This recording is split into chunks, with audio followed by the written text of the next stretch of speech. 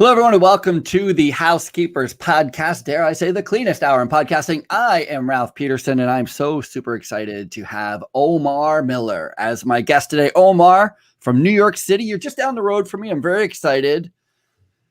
Absolutely, Ralph. I am happy to be here, man. Thank you for having me.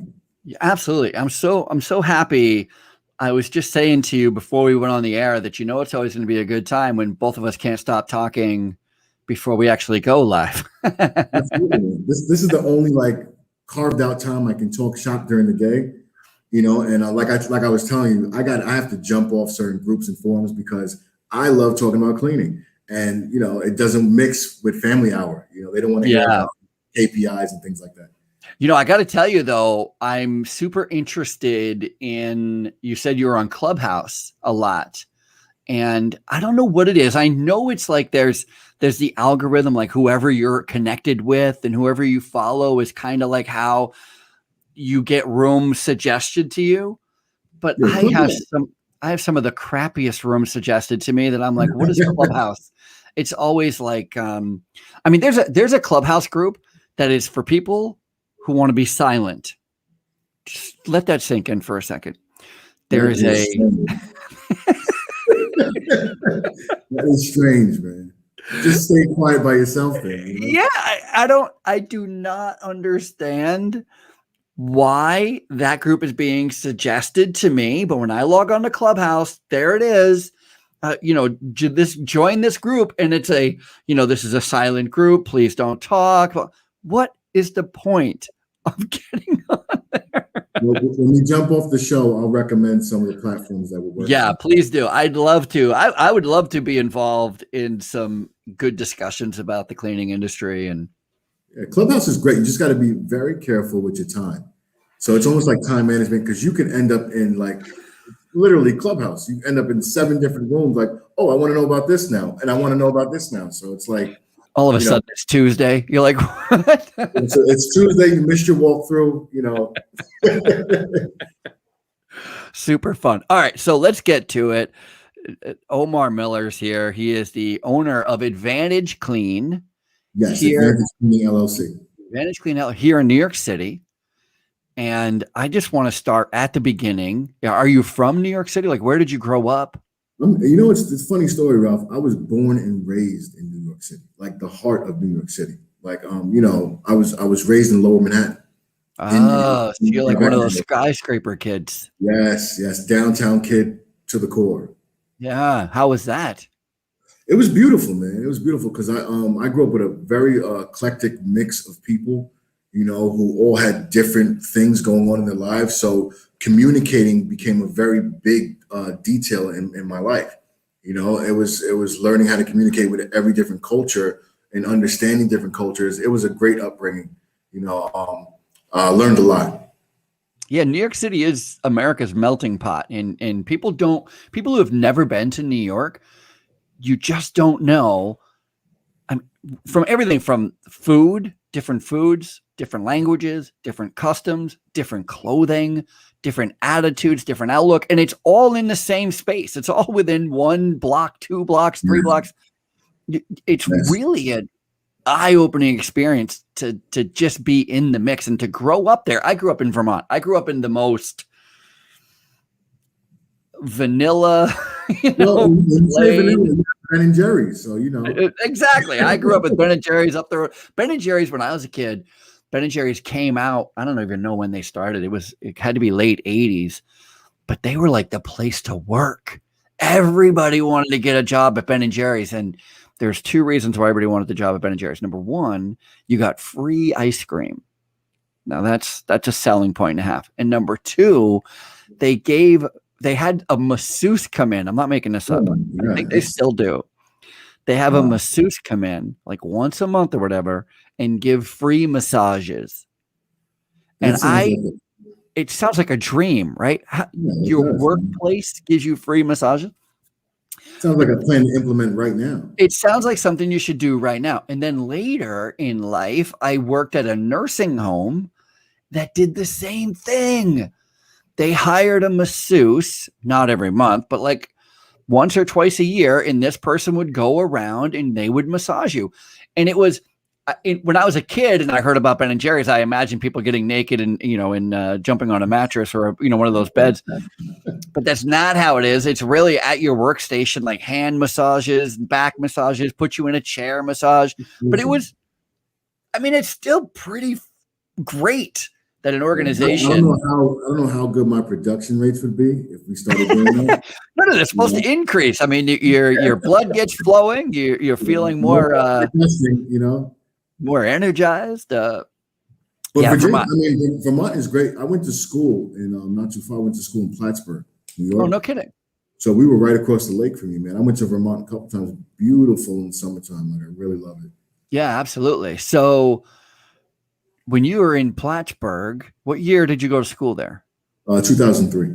2003. What's funny is right around that same time, I was a writer for Sison Broadcasting, and the radio station was 95 XXX, and we had a very large audience in Plattsburgh. You may have heard some of the stuff. We used to do bits like phone scams and stuff like that.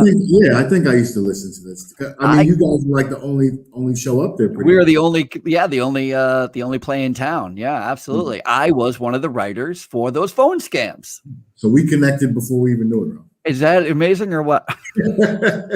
I love that there's somebody listening to this right now going, wait, writing phone scams is a job? Yeah, it's a job. Who knew? Do you like to bust on people?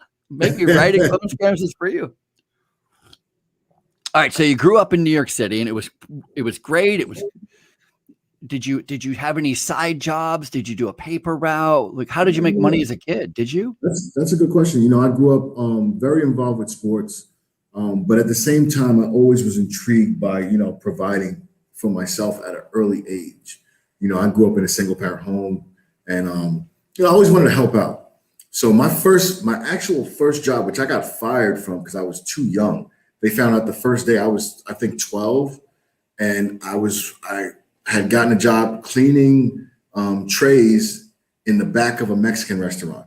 So all the trays were coming in, and I was cleaning them. And the guy found out I was too young. He gave me $30 and sent me home. So that was my first job. How did you get that job? I walked in. I said, "Do you need me to do anything? I'll do anything." And he said, "Can you clean trays?" And he put me right in the back, and I started that same day. I was cleaning trays until he found my age out.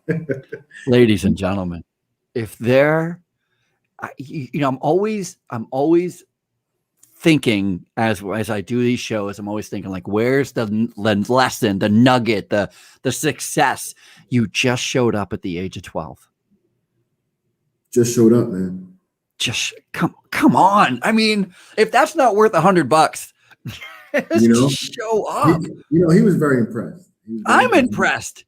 Holy hell. And then from that point, I sold Christmas trees in the West Village, which was great because they were good tippers. So we would put the trees on our back and carry them home and set them up for people. Wow, yeah. When I was a kid, we sold Christmas trees and we tied them to cars. We never went to their house. Yeah, it's a booming business, man, yeah. between those months, Oh, it's crazy, the amount of trees. I love it. My favorite thing is to see the trucks full of trees going down the interstate, and you're like, oh no, here we go. Christmas time is here. Love it. My favorite. Yeah, I was forced to buy a fake one, but Me too. What has happened to us? Let's just take a moment. Getting older, man.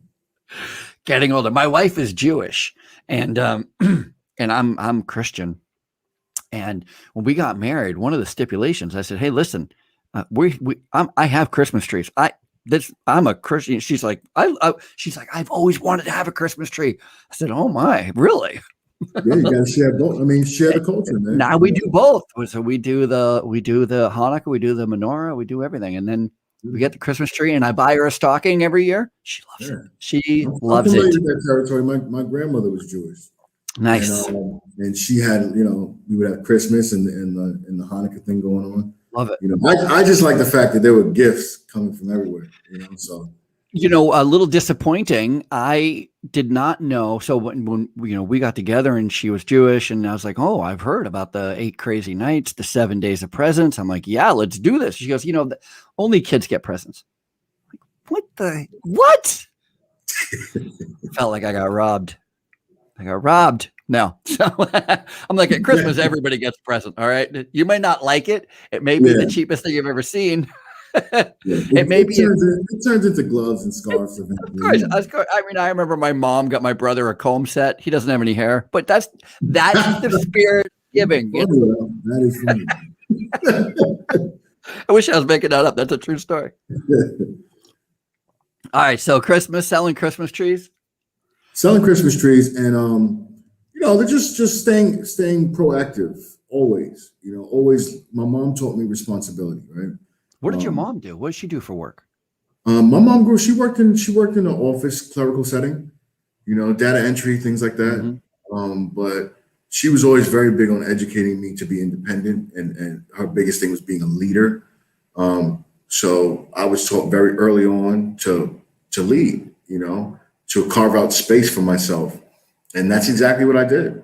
Unfortunately, it also put me in a predicament where I was forced to understand that I was an entrepreneur before knowing it, because walking into any type of job for me that had a ceiling, I automatically almost got claustrophobic.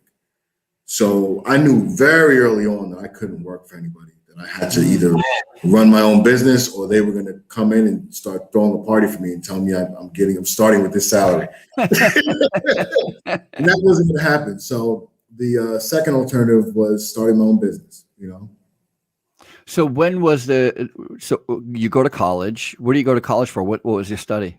Well, I did admin, administrative. Mm-hmm. Because I was going to go with marketing, but then I found out that I can cover everything in the admin sector. Of course. And just went over everything from finance to numbers and things like that. I actually left early, to be completely honest, because a friend of mine started a real estate company and I jumped into real estate fresh out of college, because I figured, okay, once again, the entrepreneurial spirit, led me to, I can't sit in this seat anymore. There's money to be made, and that's what I was thinking, So I went back to the city and I jumped into real estate. I like the lore of real estate. Well, because the lore of real estate is probably, when it comes to owning your own business, it seems like the easiest to understand, right? Because it's the premise of real estate, the business of real estate, and probably the calling that you heard, because I've heard it myself, is this: if you're willing to hustle, there's a lot of money to be made. And so all of a sudden you start thinking, wait a minute, it's all based on if I'm willing, if I'm able to hustle, because there's nobody's going to out hustle me. I know that if I'm in charge of my own money, the more I do, the more I make, there's nobody going to stop me. Is that fair to say that that's kind of how? 100%. Yeah. The ball's in the court. I love it. And that again, it's so funny when I meet people who hear that story or hear the idea like, oh my gosh, you can make more if you do more. And they're like, oh, there's no chance I want any part of that. It was right? literally boot camp for running your own business. Mm-hmm. Kind of like the guiding lights of, okay, this is the path and the clarity you're going to need if you're going to structure something for yourself. Yeah, I love it. When I first jumped into real estate, my first 2 weeks were terrible. People would, maybe you should choose something different. Maybe, it was quite the experience, but I've always been the type of individual where that feedback drives me, so the fire started to the point where that summer, I became the top agent in the office. Nice. Yeah. So I cut out a clear path for myself. I had a clear goal, and that was to, go straight for the jugular. And that's exactly what I did, man. I learned the market, which is what we do now, product knowledge, right? I learned what my clients needed, and what they didn't need, because some of them were confused. So I was able to direct them, hence what we do now, set up systems, right? So I had a very systematic approach to real estate as well, and it was successful, man. I jumped in. How long did you do it for? I did it up until 2008. So I think I did it till up in 2009 or 10. Yeah, 2008 is when we started to have that old financial crisis, and the bottom fell right out of real estate especially, right? The housing bubble and all that. So that leads me to my next venture, which I was sitting in the office and tumbleweeds were going by. It was like an old Western. So I'm sitting there and I'm just like, you know, I didn't want to go home. Like, what am I going to do? You know, what am I going to do? So it was like my clients were losing money. I had some sales clients at that point, and they were losing large amounts of money, and I felt terrible, you know, but I couldn't do anything about it. So what I did, I said, look, I know sales. I know how to reach my client, right? People buy from people they like and they trust. And turns out that, you know, according to my sales record, I'm one of those people. So I jumped into door-to-door sales, which was a whole nother beast. Door-to-door sales. The amount of guts you have to have. Go ahead. So what were you selling? So we sold cable. I sold Verizon Fios. Oh, okay. Yeah. I sold, you're from New York, so you know Spectrum was Time Warner. I sold Time Warner. I sold Verizon Fios. Really, really got good at selling the products to the point where my company started putting me in different failing markets. So for example, I started traveling. I might live in Boston for a year until the market gets back on its feet, until we have a number of sales that we've reached. And this is all factual. Like I lived in Boston for 6 months, I think a year, you know, and then I went to Chicago. I lived in Chicago for 6 months. I was selling Uverse. And let me tell you, my friend, when it's cold, your pitch becomes solid because you have 10 seconds to get in that door and you got to eat that week. So it's like, okay, I got 10 seconds to make you buy this cable, man. And it's freezing out there. At the very least, let me in. You got 10 seconds to show that I'm trustworthy. I'm not here for a nefarious reason. Yeah, so you can see I'm a big guy. I'm walking around these neighborhoods, and they're like, "Who is this guy walking around these neighborhoods?" So my pitch had to be very solid. And Boston was a tough crowd. It was a tough crowd, you know. And I ended up, you know, bringing that market back to life. Me and a few other people, but we basically pumped life into it, man. And what was your pitch? Do you remember? What's your? Oh yeah, you know, I show up smiling. Sir, hi. Do you have cable? Do you want cable? Well, I know what cable they have already. It's usually Comcast. You know, they're using the copper line. So I explain the importance of fiber optics and how they can get faster communication, faster service. And then as soon as I heard, you know, my cable's always acting up. That's the reason they sent me to your area, you know, and then I go into my whole spiel. I like that. That's the reason they sent me. That's the reason I'm here. What a great turn of phrase. What a great turn of phrase. That's why I'm here. I'm going to write that down. I love it. Yeah. That's why I called. That's why I'm here. That's why they sent me. That's why we show up, you know. I love it. What a great turn of. I'm stealing that. If I get a sale, I'll be like, thanks, Omar. No problem, man. Maybe one day we'll start a door-to-door company. Man. No question. I love that. That's why I'm here. All right. That's a really good turn of phrase. So you're finding out the problem. Yeah, finding the problem, identifying the solution, and then increasing sales. You know, love it. You know, pretty much what we do now through the cleaning industry. You know, I service major attractions throughout New York City. I service office space. We do quite a wide variety of different industries.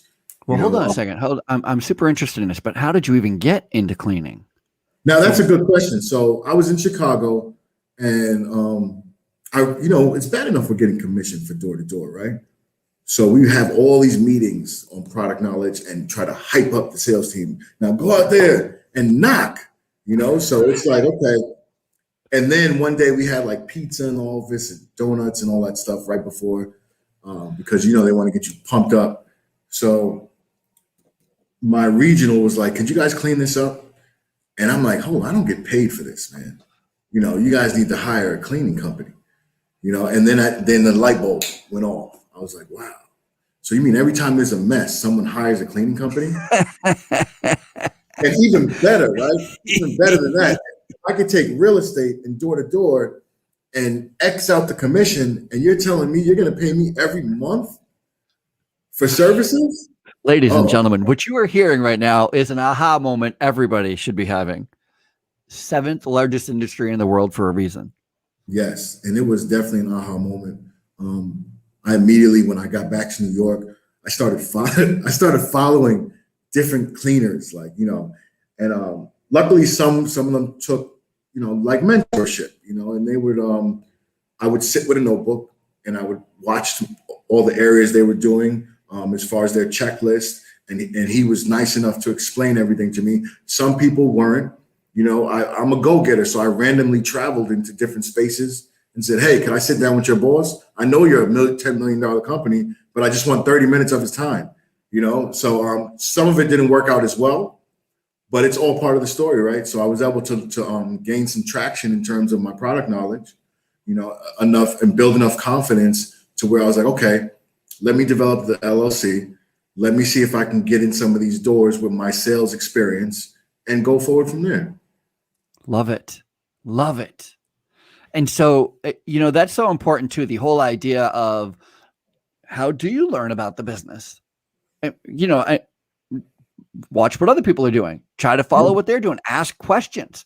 And some people are really, they're like, I'm like, why should I show you? Why should I tell you? I remember I wanted to sell airplanes in a mall, like styrofoam airplanes. And so I'm watching this guy and he's playing with this is what his job is. His job is to play with a styrofoam airplane all day, but play with it and get really good at it. So every kid wants it. Every kid sees it and they're like, oh my God, it'd be so cool if I had one of those and I could make the airplane do that. And of course, this guy's doing it 8 hours a day, 7 days a week. There's no chance, kid, you're going to be as good as him. Right? There's no chance you're going to be able to make it flip and all that. But I'm a young kid. I'm maybe 13, 14, and I'm just watching him and I'm like, that's what you do. You get good at that. And then people will buy it because it looks so fun. And he wouldn't let anybody try it. Like he would, you have to buy one to try one. And I remember begging my mother to let me buy one so that I could learn. And she was just like, they're $40. There's no chance we're buying 40.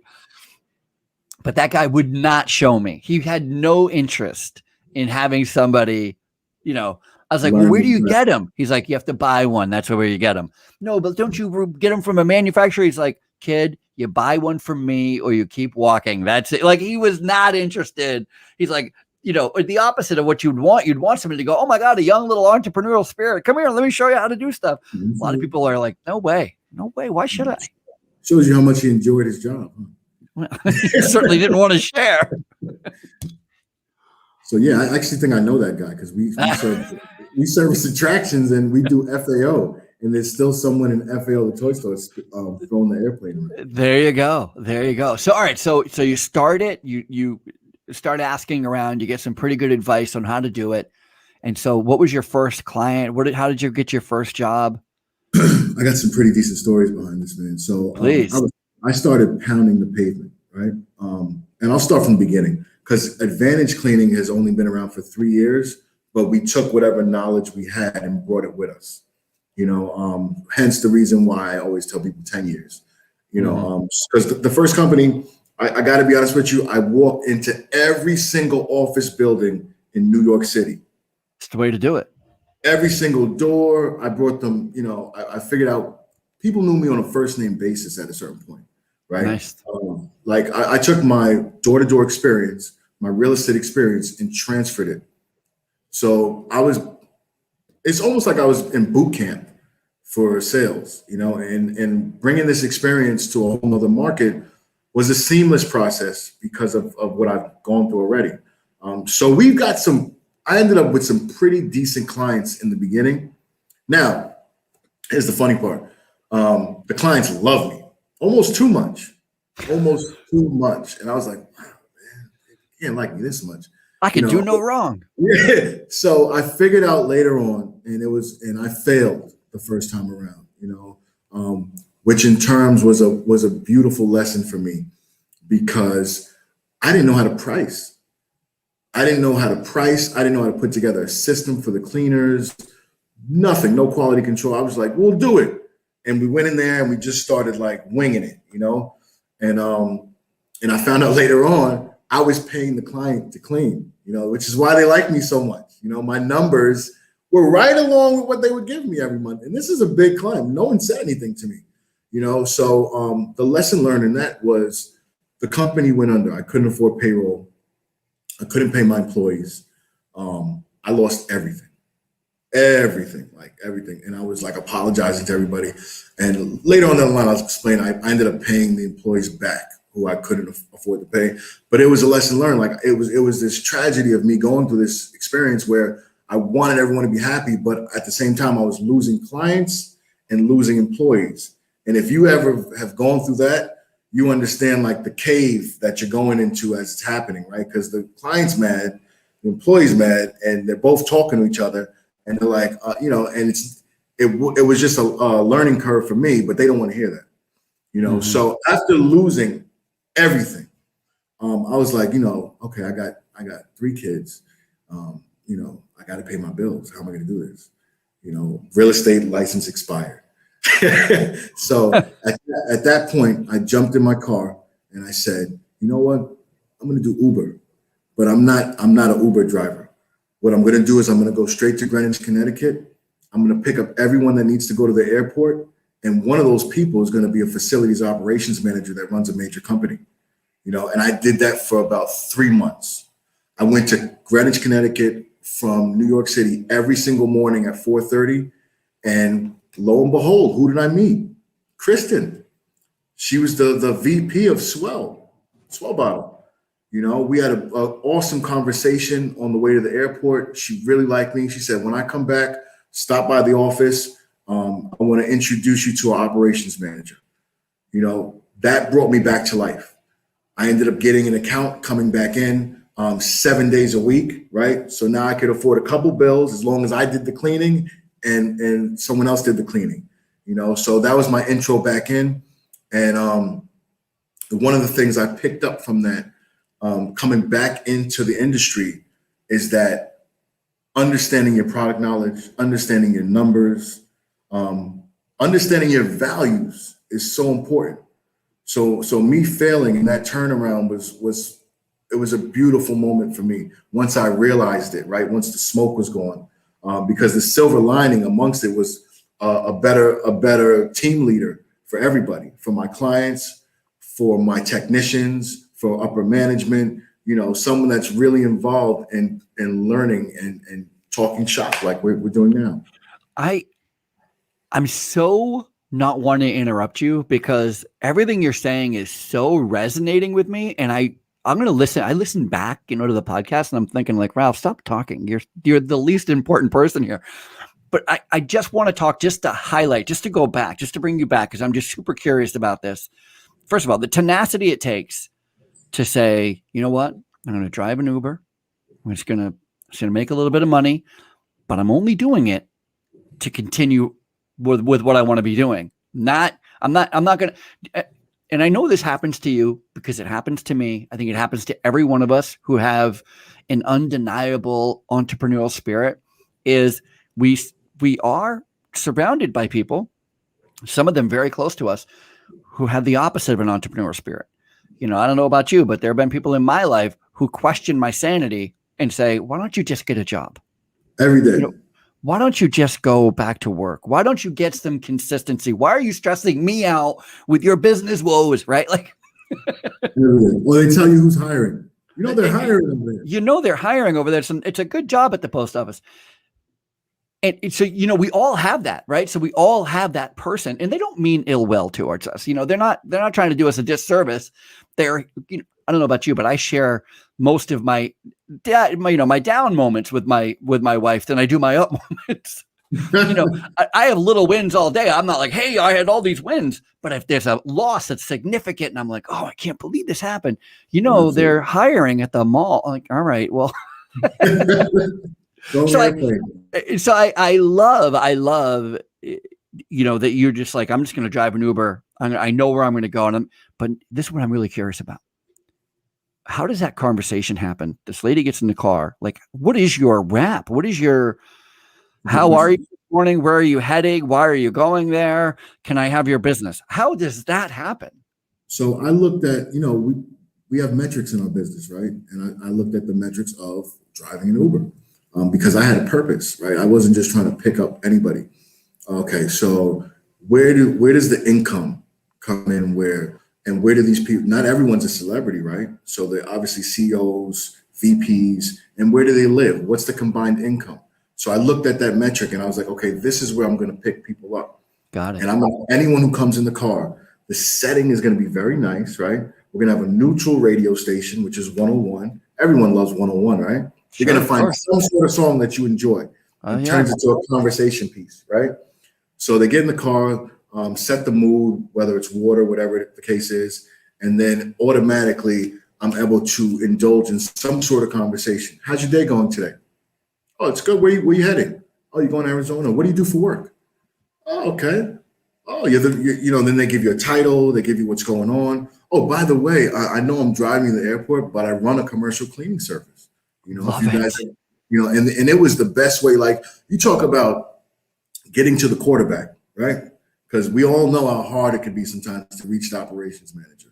And this was like a one-way ticket because they couldn't get out the car. What are they going to do? Jump out? You got 45 minutes to listen to me, and that's all you're going to do. You're going to hear this pitch. If you don't take it, it's fine, but you have to listen because I love it. You're getting driven.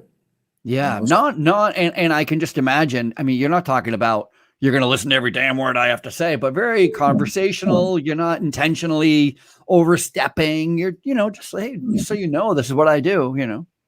Casual conversation, and we both. It always ended with the enjoyment of communicating with one another, because it wasn't like, oh, this is what it was. It was kids. It was family. I actually got to know these people on a personal level within 40 minutes, which some people don't do within a span of 5 years cleaning a facility, right?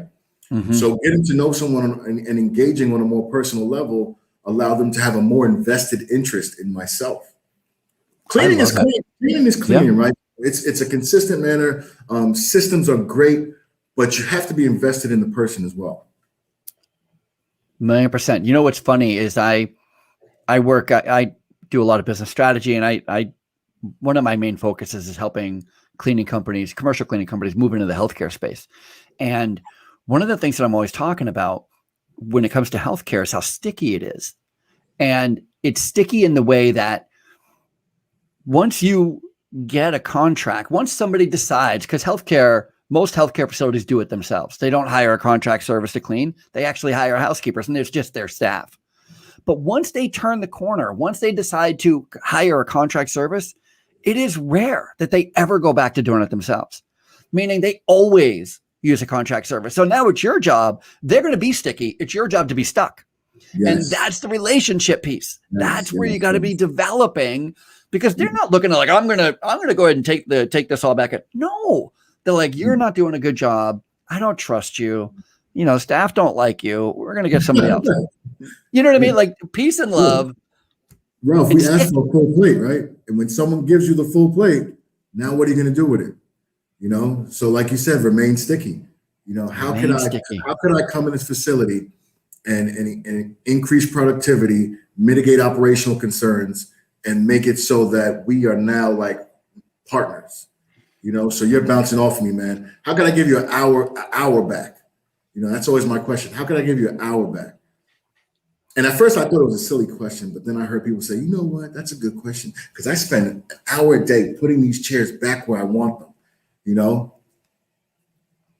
Wouldn't it be nice if I can just come in and do what makes me successful?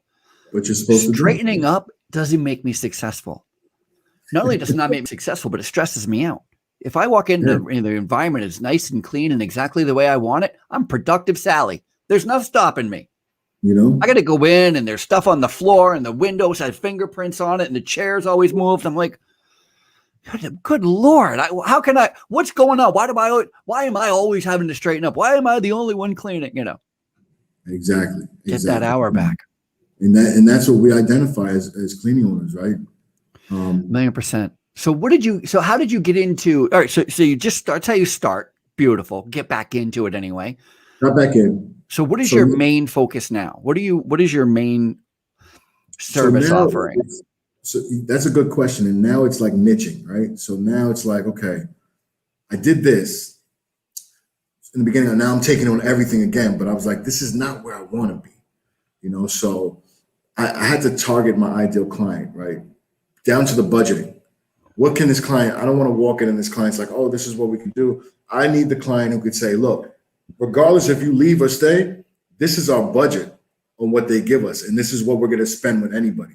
And that's my target client, right? And I'll tell you another funny story. After I got back on my feet, and because I say we because I have an excellent team, man. I got Anna Rivera, my operations manager. She's amazing. She was actually a GM for a lot of retail stores. So I'm a sales guy. She's management. We mesh very good. Very good. Just want to throw her a shout out real quick. Anyhow, so I was the guy. Like if you were going to say no to me, you had to say it to my face, and you had to be tired of me, like to the point where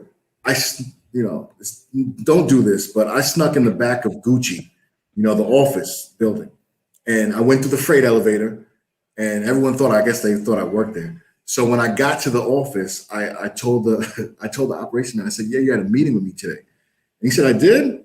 And I said, yeah, you don't remember? And he actually, we ended up hitting it off, man, because he looked at me and said, but I respect what you just did, So we ended up getting some work done, but that's the lengths I was willing to go in order to succeed, and I'm still willing to go, in order to provide opportunity within my community, and also give clients what they need, because nothing makes someone happier than running a business, number one, and running a successful business where your client is happy, 1,000,000%. So what are the different service offerings that you currently provide? I was listening to I listened to your show, Ralph, and we offer pretty much the building service contracting, the janitorial, manufacturing, Class A office, MOBs, retail stores. Yes, so we do a wide array, and I heard we do the restaurants too, man. We don't. Oh, nice. Yeah, we do restaurants. We have a couple. Restaurants are tough, right? I mean, not all of it's tough, but they are tough. But the challenge is great, and it helps you identify your rock stars, right? Because if your technician go in there and clean that restaurant and they're satisfied, I'm talking about Michelin star restaurants, then you're gonna say, oh, she can do anything. Just like medical, if you go in there and you understand how to do medical and how to operate with dwell times and emerging pathogens and not cross contaminating, and your system is functioning properly, you could take that person and put them anywhere. 1,000,000%. So that's what I like to identify. I was thinking, because we're always, thank you for saying that you listen to the show. I appreciate having you as a listener and as a guest, especially. As I'm listening back to the show and I'm trying to figure out like all my little learning nuggets, because everybody I talk to is just really hardworking, and they, none of us are the most brilliant. What it is, we've done so many things, so many times, so many different ways. We stumble upon correct answers, right? So like, oh, there it is. And I had a guy on named Carlos from Florida, and he does a lot of floor care. So he, like, a big part of his business is going in and doing floor care for schools and whatever. And one thing that I was just thinking about him, because I was thinking about how do you ensure that your staff are doing a good job? And he utilizes pictures. So when his team is doing a floor, when they're done doing the floor, they send him pictures of the floor, which he then sends to the client. Yeah. I mean, and it took me a while, he was on months ago. It's taken me a while to just re-listen to that, like the brilliance of that, the brilliance of being able to monitor without being there. And not only that, but then you couple that with an active social media page, a LinkedIn, a Facebook, an Instagram, and you post those pictures. I mean, forget it. Who doesn't love seeing shiny floors, good work being done? There's a lady that I'm connected with on LinkedIn, and she's an operations manager for a housekeeping company. Her name's Polly, and she sends pictures. She's posting pictures of janitors' closets. Now, you wouldn't think that posting pictures of janitors' closets would do all that much for you. I'm telling you what, it makes my day, because they're perfect, they're neat, they're clean, things are hung in order. I'm like, this lady is impressive, I can take you upstairs right now, because I'm sitting in one of my facilities, and you will go in that janitor's closet and feel very comfortable. Green rags are green, yellow are yellow, red are red. All the solutions are labeled just in case we get a visit. SDS sheets are in order. Buckets are cleaned out. It all starts with the janitor cart, right? And I learned that from a mentor of mine. It all starts with that, because number one, you want to be prepared for the next day. Number two, you want to make sure that you have your supplies in order and you know what you're doing. And I love that you have that. And so, the other thing that I would say is simply, I'm recognizing the value of, it makes me feel good when people post pictures of their janitor's closets, the florist, they're doing the carpet care. I love seeing it. How good would it make your customer feel if at the end of the day you send them a picture? Oh, by the way, this is our closet. And you're like, holy heck, the closet looks that great. You know what I mean? Like, if the closet looks that great, or the floor machine looks that great, I mean, how clean is the building? And the opposite is going to be terrible if you're sending them pictures of how great the closet is, and then they walk in the building and there's smudges on the windows, and I go like, we're gonna have to redirect your focus here, Omar. Absolutely. And we do that. We have a very, one thing I've identified, right, is cleaning. There's a lot of great cleaners out there, and I consider a lot of people to be a mentor to me. I would never think that I got this, because I'm a student of the game, man. And I look at this thing like, defense wins championships, man. I could take some analogies from I can't play sports anymore. I might, my back might go out as soon as I shoot, but but it does, and I learned to manage quality control quite well. And that being said, like you said, the pictures, one of the things I've identified, which we both know, is that effective communication goes a long way. So why not have everyone involved in this circle of communication, whereas though they don't have to take time out their day to call you, to email you. We see the picture, we'll get it done. That's it. And we have that system which I brought on from a mentor of mine, and it's working very well. It's working very well in terms of, okay, everything's real time. We had an incident the other day where some of the staff at one of our facilities, I guess, opened up a little late. We were able to identify in real time that the floor had been dried at a certain point and that we weren't responsible for the facility opening late. So just having those things handy allows, managers and operations to see, they're on point. I don't know if you want to, if you want to say something, but make sure you come correct, because we do our own checklists, we do our own inspections, we do our own KPIs. So yes. I apologize. I'm just saying that just to recognize what you're saying, this is even the idea of, imagine, you have a big project, you're doing floor care or something overnight, you have to shut stuff down. Imagine when you're all cleaned up and ready to go, you're taking that picture and it's got a timestamp on it. And you're sending the picture at 6 a.m. to the whoever's in charge. They're like, hey, this is which one to show you what it looks like. And then the staff is late. And so they don't get the doors open till 8:30. It's supposed to be open at 8. And they want to come at you and go like, oh, well, they were still here doing the floor care. Like, no, I got a picture at 6 a.m. It was all cleaned up. You know what I mean? Like, that's world of difference. And I work in a space, again, I work in healthcare. I work in a space where operators are not shy to take pictures of dirt, messes, and send them to you. Like, what are you doing about this? Did you see this? Did you see this stairwell? Did you see this, this cobweb, or, this dust bunny now is a lion? Can we do something about, you know what I mean? Like they're sending me the opposite pictures. I have a whole hard drive full of dirty pictures. They're not those kind of, I mean, dirty buildings. That's what I mean. How dare you? Yeah. Medical is, I commend you, man, because if you could succeed in the medical area, then I know your systems are pretty tight already. Yeah, we're pretty highly regulated, right? So we're dealing with state surveys, a few times a year. We're dealing with mock surveys, which is a state survey, except we're doing it on ourselves. Like just trying to make sure infection control is a real big challenge. We're working around people who live there constantly. We're working around nurses who are, stressed out, and it's a fantastic industry to work in, for a few reasons. There's tremendous amount of opportunity, is a tremendous amount of value. It's very sticky, like I was saying. I mean, for a cleaning company to look at long-term care or hospitals or senior care facilities, there could be real opportunity. But to your point, it is not for everybody. It's not. And like you said, like you're bred into an entrepreneurship role, because I'm pretty sure, like the same way I explained my history to you, we all have a similar base of history and wanting to be something more than what's going on. 1,000,000%. That's exactly what happened. So now that, I'm back with Advantage Cleaning, we now have a wide array of different services from floors, right? VCT, stripping and waxing.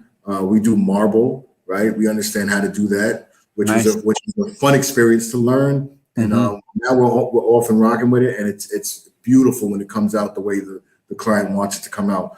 Carpet extraction, upholstery, disinfecting. Like we've all been, we all been through the HAZWOPER courses. We understand emerging pathogens. We were able to identify different products, chemicals, and dwell times, and cut production rates by getting the 1 minute instead of 5 minutes, because nobody wants to sit there. Also doing things properly, right? Because the learning curve with just going and doing things is, sometimes that client doesn't know, but you could be putting them at risk. So you want to make sure you're doing things the right way. When we were going in there during the unfortunate circumstances of the pandemic, we weren't just spraying stuff on and leaving it there. We had a whole system with sanitizing and then wiping and then rinse water, because some of these daycares and things, if you put yourself in their shoes, you wouldn't want your kid picking up a block with some sort of solution on it, Sure. Yeah. I love, there's a carpet cleaning company that I work with, and they have this wonderful tagline, and I'm not going to get it right, but the basic tagline is you see your carpets clean, but what you don't see is it's now safer for your family and kids to step on. You know what I mean? Like on the surface, you hire a carpet cleaner that goes in and extracts your carpets. I mean, the water's 120 degrees. You know what I mean? Like you're really not just cleaning, you're disinfecting, you're making it safer. And so, you see a clean carpet. What you don't see is it's now a safe carpet. I just love that, The analogy is amazing. It's a wonderful analogy. It's a full understanding of what we do. So, and I show some people sometimes, because, some of the facilities are large, and one of the things that sets us apart, so to say, is, right, I always circle back week after week to see how we can cut production, right? How we can increase our production rates. And that's kind of what separates us, because if I could identify by leaving something in that area that can save you 10 to 15 minutes, guess what? For every floor, we now cut an hour. We might have cut 2 hours by adding some equipment. So, and the clients like that, because now look, when we go over negotiations or price points, we could either go in an area where they need to save some money, right? Or we could do add-on services because we have this extra time, so we've been able to identify those as well. And I think that, like everyone else, they just love someone who's proactive about these things. Yeah, no, 1,000,000%. I always have to make sure I'm not turning this into a strategy session. So let me apologize. But I wonder if it would be, let me say this. I love the idea of getting better. I love the idea of reducing time. I love the idea of doing a better job with less time, less effort. But I also like the idea of turning that ability to reformulate a project, reformulate a job routine, reformulate a workloading, reformulate a system, or bring in a new process, and then calling the residual leftover money from that and calling it profit. Like I like the idea of not sharing the reduction of cost with the client. I'm increasing value. And so the profit, I'm more interested in making more. I'm interested in getting a job for $1,500 a month. And at first I'm making 35%. And at the end of the year, figuring out how to make 50%. Absolutely. Right. I'm not going to charge you more, but I'm going to try to make more of that money. Yeah. I want to try to keep more of it. Yeah. And like you said prior to this, remaining sticky, right? Yeah. So we could even increase margins just by add-on services. Because once you're in, who are they going to trust more than you if you're doing a good job? 1,000,000%. 1,000,000%. I this whole discussion of how many hours does it take? I got to tell you, that is, in my experience anyway, and I've only been doing the cleaning for about 21 years at this point. So who knows what it, and all of us are in a different industry and looking at it different, but the idea, the discussion of hours how long it's going to take, how many man hours we're going to use. That's always been behind the scenes. That's always been a discussion for those of us who are putting the proposal together. It's never been for the client. It happened maybe 8-10 years ago, where the client actually started to say, well, how many hours? And I remember when I first heard it, I was like, what the hell does that matter? Because an hours discussion is about a cost discussion, and the cost should not dictate the street value of the service. So it's not, hey, it's going to cost you 10 hours at $10 an hour. No. There's a market value. There's more value to having somebody come in and provide this service for you. And that value is based on market. If it costs me $10 to do the job, but the market value is $20, I'm going to charge $20. I'm not going to charge 18 because I can do it for 10. I'm going to meet the market. That's good for me. It's good for the market. It's good for the industry. The number one thing I always want to say to everybody, whether I'm having a strategy session or not, is, raise your rates. Right? That's it, man. Yeah. I agree with you. I agree. And not just because we're doing it, right? Because we're professionals and we're going to give you our all. That's the reason. It's, the reason we're standing in this space right now is because someone didn't give you their all. 100%. So for me to give you my all, my time, my energy, it's worth this price. 100%. Because you're gonna get. We're not gonna jump in here every day, but we're gonna evaluate our process, and we're gonna be very honest with you on points we can improve in. Right. 100%. So you will have to go through that. All right. So 10 years in cleaning business, you've been through so much. What's the big takeaway? What's the big learning lesson? If you were, talking to somebody who's struggling right now, or maybe thinking about getting into the cleaning business, and you could just go, just don't forget this, or make sure you're paying attention to that. Do you have is there something? I mean, I've written down so many things, the whole idea of saying, hey, that's why I'm here, identifying their problem. And then you're like, hey, that's why I'm here, or now go out there and knock. What a fantastic statement. I think that might be the title of the show. Now go out there and knock. I mean, that was good. I heard that. That's you definitely have a lot to offer. Could you give us a word or two or a statement? Yeah, absolutely. So I talk to, I'm in a position now where I give back to certain people when they call and ask on me, and I feel very comfortable doing that because I was one of those people who information wasn't given freely to me. And I always would wonder, why is this guy holding on to this information? And, you got a fleet of trucks, you got a huge staff, just share the wealth. So I would say my biggest is product knowledge. That's one of my core values, right? You got to know what you're doing before you do it, and that's where I fell short the first time around. Product knowledge, creating systems, the proper systems, right? So you want to go in there and make sure that you have checklists, that you have inspections. What type of checklists? What type of inspections are you doing? Are you providing them with KPI? And then your sales aspect. Nothing's going to fall in your lap. You got to pound the pavement. Even when you get to a certain point, you're still going to have to cold call or have a standard operations procedure for somebody to cold call. So you always look. I could say this. There's a breakthrough for all of us. So don't give up. There's going to be a breakthrough. It's just a matter of pushing the envelope. Keep learning every day. Keep marketing every day. Do whatever it takes, to get your brand out there. And the number one thing is providing a good service. Because if you could provide a good service, you could then turn around and provide an opportunity for somebody who doesn't have it by creating a job, right? And creating that job can go into upper management position where now you're creating a life and an opportunity for somebody. So, we are the cleaning industry, but we're changing lives internally and externally. 1,000,000%. That's so great. And what's fun is the idea of not giving up. There's this guy named Jocko Willink. He does a podcast called the Hsk Podcast. He's a retired Navy SEAL, real badass. I like him a lot. And he says the best advice he was ever given, this is a Navy SEAL, the best advice he was ever given, and I love it. I just love it. He said the best advice he's ever received was, you're going to want to give up. And it's okay. You can give up. but wait till tomorrow. And that, right? So you think about the psychology behind that.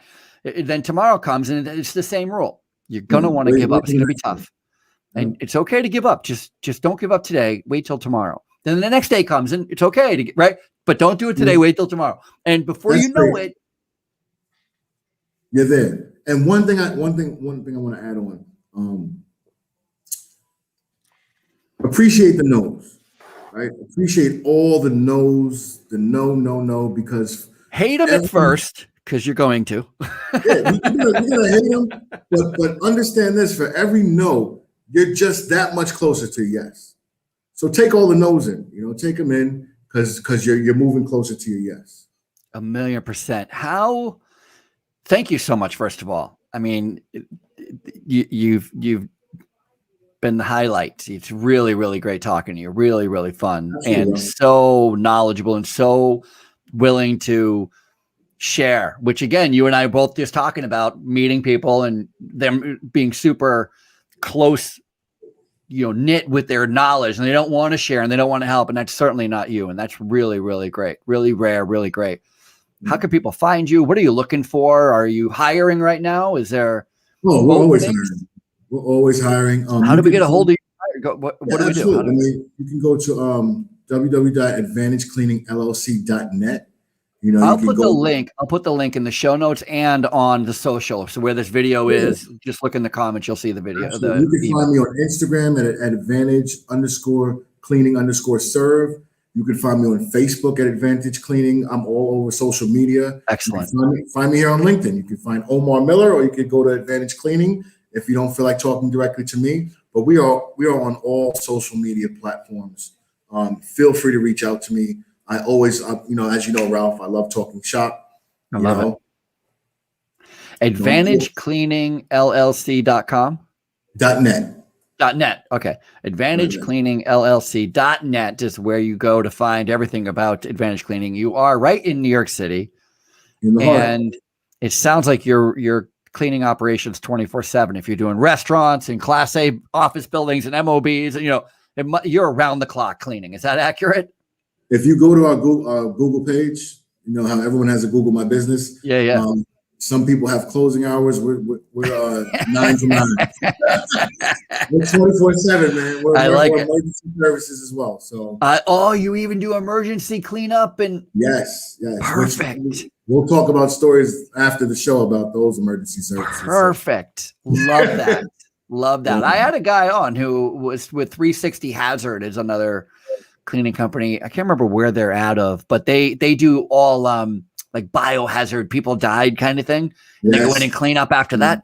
And that's the guy we're talking about. He has a real tight niche on that market, man. Yeah. Yeah, that's not I don't want to do that for not the easiest job. You have to have a strong stomach for some of these things, man. Yeah, that's true. It's the same thing. My friend Casey cleans garbage cans for a living. We do porter service, so we do recycling trash. You'll be surprised, man. You'll be in there. You're like, what is these people eating? Like, what do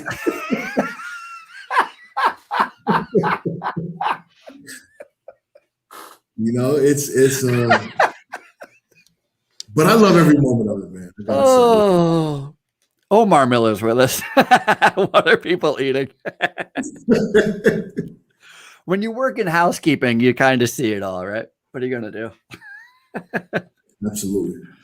Well, this has really been fun. I really appreciate you. Housekeepers Podcast. Thank you guys so much for joining us today. Friday. It's a beautiful day.